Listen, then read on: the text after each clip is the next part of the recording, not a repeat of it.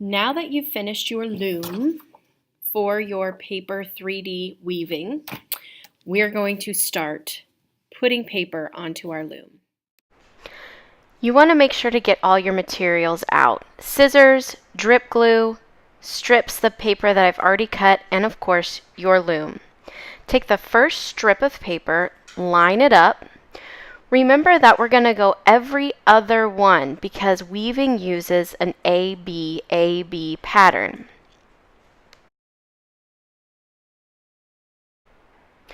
Go ahead and grab your glue and put a fair amount on the first box. Drip glue works a lot better than stick glue for this project. You want to make sure to hold it down for long enough for the glue and the paper to really stick together, especially because you're about to make the paper go in a different direction. I usually start by holding it down for 10 seconds, and I might even have to hold it down a little longer than that. Once you've held it down, go ahead and push your paper up so that there's a little bubble in the top. Skip one box, go to the next box, put your glue down, and then lay your piece of paper right on your glue, leaving a bubble in between over the box in the middle. Hold it down for 10 seconds. And then check to see that it is staying. Skip one box where your bubble will be, put more glue down,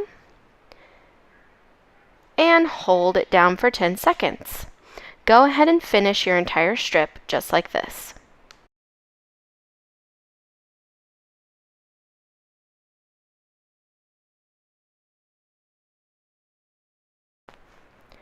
When you're done with that row, you can cut off the end. Grab your next strip of paper. What we're doing now is the warp strings that go up and down.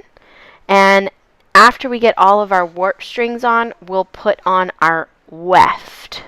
But I'm going to go ahead and turn my paper side to side just because I think it's a little easier to work that way.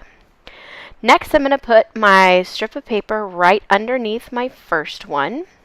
I'm going to start with some glue in the first box. And remember that my pattern is opposite, so I started by gluing my first strip down flat. Now I have to start with the bubble. So to do that, I'm going to put my strip on opposite, so the rest of it's sort of lying flat out to the left. Then when I flip it over, I have to sort of hold it down while I do this. Then there's going to be a bubble right in the first box. Then my second box will be flat. So I'm going to add a little bit of glue into my second box. Then lay my strip down flat. Hold it down for about 10 seconds. And then start my bubble. So I'm going bubble, flat, opposite of my first strip of paper.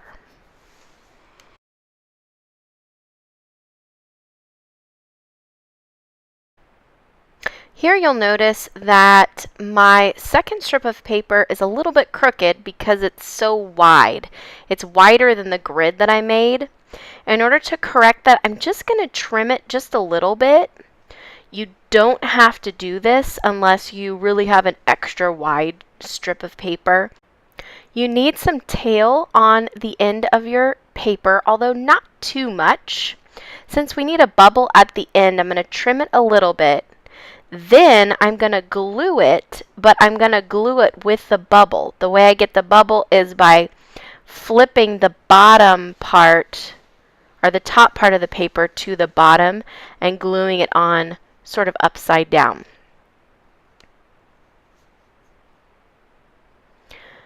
Make sure to hold it down for 10 seconds, maybe even longer, since it sort of fights a little bit. So see how I have that down there?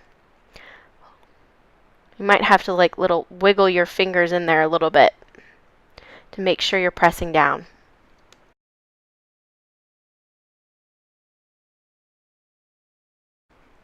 Now grab your next strip of paper, and do you see how mine is off the grid a little bit? That's really okay. If you get one that's wider, you can look for one that's a little skinnier to get you back on track. But if it's not exactly in the lines, that really doesn't matter that much. The guidelines are really just there to make sure that you get the glue in the right spot. So don't worry.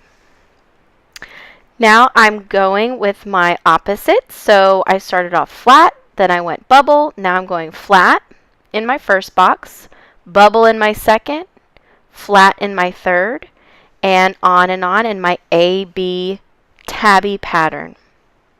I'll go ahead and finish up my warp, and then we'll move on to the weft.